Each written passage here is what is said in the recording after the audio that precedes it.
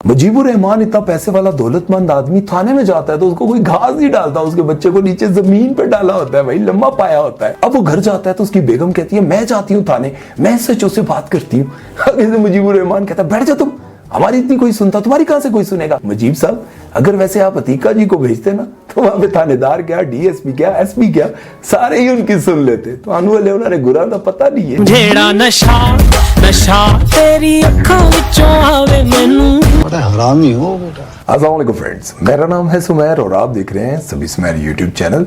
दोस्तों drama serial जुर्म तो आप लोगों ने देखा ही होगा, बड़ा जबरदस्त ड्रामा था, क्या कमाल का शूट किया, जबरदस्त कहानी थी यार, बहुत दुखी ड्रामा था।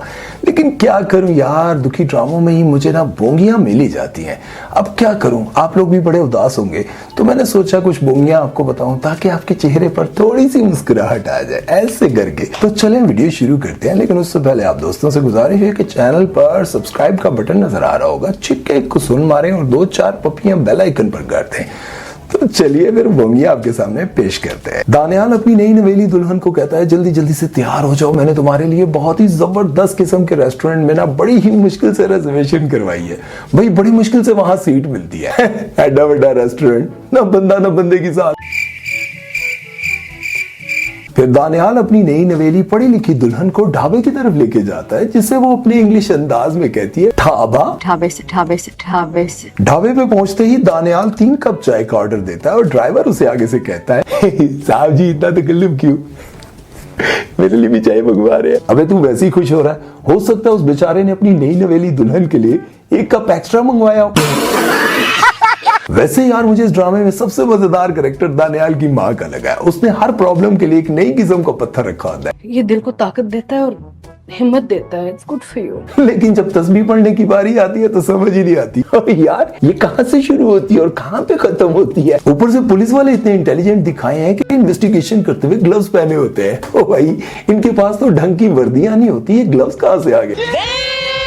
वो सीन तो आपने देखा होगा जब मुजीब साहब से और दानियाल की पूरी फैमिली से लोग सवाल कर रहे थे, एक ही तरह का किस्सा पिटावा। आपकी किसी के साथ दुश्मनी तो नहीं थी? आपकी बीवी की किसी के साथ कोई दुश्मनी? क्या आपकी बीवी की किसी से दुश्मनी थी?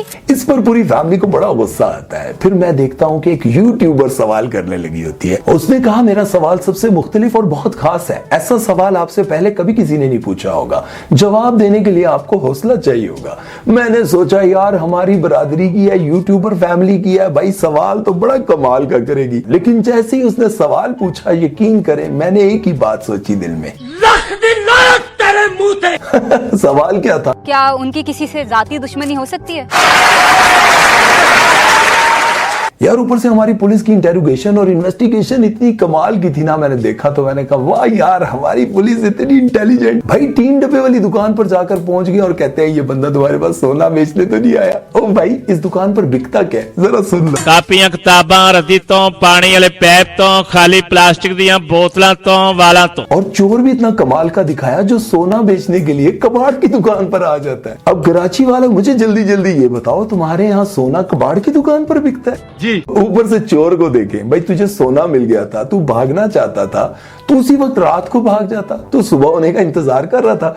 सुबह होगी, मैं बुर्का पहनूंगा, मुन्नी बदनाम हुई वाला स्टाइल मारूंगा, मॉडलिंग करूंगा और फिर कबाड़ की दुकान पर जाकर कहूंगा भाई मैंने सोना बेचना है। भाई तू रात को भाग जाता, तुमने दिन होने का इंतजार क्यों किया? यार ये बात तो माननी पड़ेगी कि मेहरीन जब्बार है बड़ी कमाल की डायरेक्टर। लेकिन एक बात मैं उनको कहना चाहूंगा कि सारी डायरेक्शन में आपने इतना खर्चा किया, इतने आला कैमरे यूज किए, इतने जबरदस्त सीन आपने रिकॉर्ड किए, लेकिन चोरों के हाथों में पिस्टल आपने लकड़ी की पकड़ा दी। वैसे मेहरीन जब्बार अगर आप मुझे कास्ट कर लेती ना तो मैं अपने बेटे की 2-3 खिलौने वाली पिस्टल उठा के ले आता और आपको फ्री में दे देता। ऊपर से दानियाल बड़ी मासूमियत से पूछ रहा होता है कि मैं अपनी बीवी को क्यों मारूंगा। ओ भाई जिनको आंटियों की ठरक पड़ जाए ना उनको कभी ये सीधी सादी मासूम सी लड़कियां पसंद ही नहीं आती। इसीलिए तो आपने देखा होगा बाजारों में कितने लड़कों को कुट पड़ती है।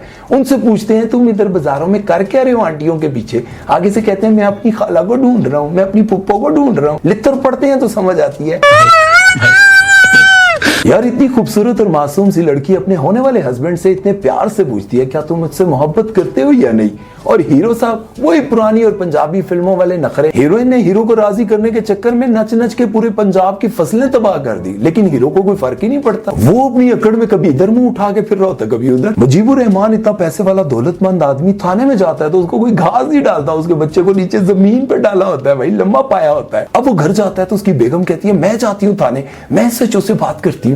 आगे से मुजीबुर रहमान कहता है बैठ जा तुम, हमारी इतनी कोई सुनता, तुम्हारी कहां से कोई सुनेगा। मुजीब साहब अगर वैसे आप अतीका जी को भेजते ना तो वहां पे थानेदार क्या, डीएसपी क्या, एसपी क्या, सारे ही उनकी सुन लेते। तो आनू वाले उन्होंने गुरा का पता नहीं है। जेड़ा नशा नशा तेरी अखा विचों आवे मैनू बड़ा हरामी हो बेटा। ऊपर से दिखाया जाता है कि 3 दिन का रिमांड होता है और उसके बाद भी मुलजिम जो है वो बड़े आराम से बैठा हो। यार कभी रिमांड तुमने देखा नहीं लगता। मुजीबुर रहमान अपनी दौलत के नशे में इतना पागल होता है, इतना मगरूर होता है कि अपने बेटे को भी ढंग से मुंह नहीं लगाता, इतनी अकड़ होती है उसमें। लेकिन जब अपने पर आती है, अपने बेटे पर आती है तो फौरन पोलाइट हो जाता है। नसीमा जी आप तो हमारी बात समझे ना, आप तो हमारे साथ ऐसा सलूक ना करें। नसीमा कम से कम आप तो यकीन करें हम पर। चुप कर कुकड़ी चोर। ऊपर से ये कातिल ड्राइवर अपनी बीवी और पुलिस वालों को एक ही जुमला बार बार बोलता है, मैंने सब कुछ आपको सच सच बता दिया, अभी भी आप मेरे पर यकीन नहीं कर रहे।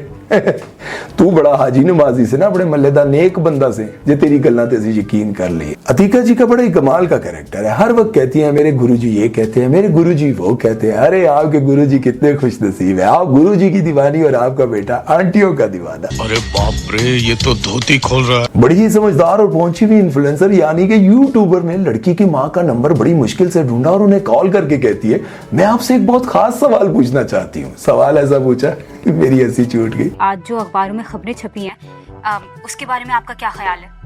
मतलब क्या आप जानती थी? ये तो पुलिस वालों की तरह का सवाल नहीं हो गया, चोर से पूछते हैं तूने डकैती की है कि नहीं की। वो खुद बताएगा आपको। मैं समझा मुजीब अंकल अब सामिया को अपने ऑफिस में बुलाएंगे और कहेंगे कि 12 साल मैंने तेरे पर पैसे खर्च किए, तुझे घर लेके दिया, चंगे कपड़े गड्डी सब कुछ मैंने लेके दिया, लेकिन अफेयर तूने मेरे बेटे के साथ चलाया, मैं तुझे नजर नहीं आया। क्या हुआ जो मेरा रंग थोड़ा सांवला है, मैंने फाद मुस्तफा की तरह चिट्टे होने वाले टीके नहीं लगवाए। ऊपर से सामिया जी क्या कहती हैं, सर मुझे एक मौका दे। आगे से मुजीब अंकल क्या कहते हैं, और चल पूरा मल्ला खराब की हुण मैनू भी फसाएंगी। I said get out of my office। इस ड्रामे की सबसे बड़ी बोंगी अरबपति आंटी ऊपर से सोनी भी अपने बेटे की जान बचाने के लिए रिश्वत कितनी दे रही है, 500 दे 4 नोट। यार ऊपर से हमारे ड्रामों में ना इत्तेफाक भी बहुत दिखाते हैं, जिससे आप नहीं मिलना चाहते, जिसे आप नहीं देखना चाहते, वही आपको स्टोर या रेस्टोरेंट में मिल जाता है। हालांकि यकीन जाने हमारे स्कूल कॉलेज की जितनी भी सोनी सोनी कुड़ियां थी ना आज तक दोबारा नहीं मिली। अगर यूट्यूब देख रही हो तो कमेंट में लिख दो यार, कदों तो मैं थोड़ा इंतजार कर रहा। ऊपर से आपने सामिया जी को तो देखा ही होगा, दानियाल को कहती हैं कि मैं अब अकेले जिंदगी गुजारना चाहती हूँ, मैं तुम्हारे साथ और रिश्ता नहीं रखना चाहती, पूरे मोहल्ले के बच्चे खराब करके कहती हैं कि मैं अब अकेले जिंदगी गुजारना चाहती हूँ, अपने लिए जीना चाहती हूँ। सामिया जी आपने तो अकेले जिंदगी गुजारने का फैसला कर ही लिया है, लेकिन उन बच्चों का क्या होगा जो आपके पीछे पागल दीवाने हुए फिरते हैं, जो आपने मोहल्ले के बच्चे पागल किए हैं, उनका क्या होगा? अब आप सोच रही है मैं अकेले जिंदगी गुजारूंगी। कोई नहीं, नंबर अपना सेंड कर दे। बड़ा हरामी हो बेटा। तो दोस्तों ये थी ड्रामा सीरियल जुर्म की कुछ बोंगियां जो मैंने आपके सामने पेश की, लेकिन ये कहानी बहुत ही जबरदस्त थी और इसको शूट भी बहुत अच्छा किया गया था। इसमें जितने लोगों ने काम किया वो बहुत ही कमाल का, लेकिन जो ड्राइवर की एक्टिंग थी वो सबसे आला थी और अतीका आडो की। बाकी सबके यकीन जाने जितने भी कैरेक्टर्स थे, एक्टिंग थी नॉर्मल थी, लेकिन सबसे बेहतरीन अगर एक्टिंग अतीका आडो की और उसके साथ उस ड्राइवर की।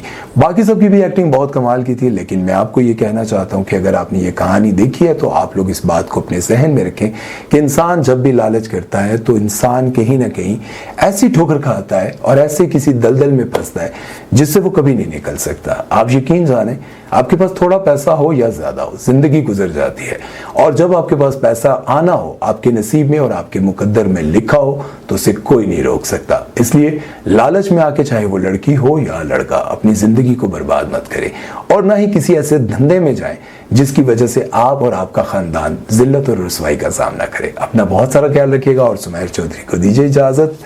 अल्लाह हाफिज।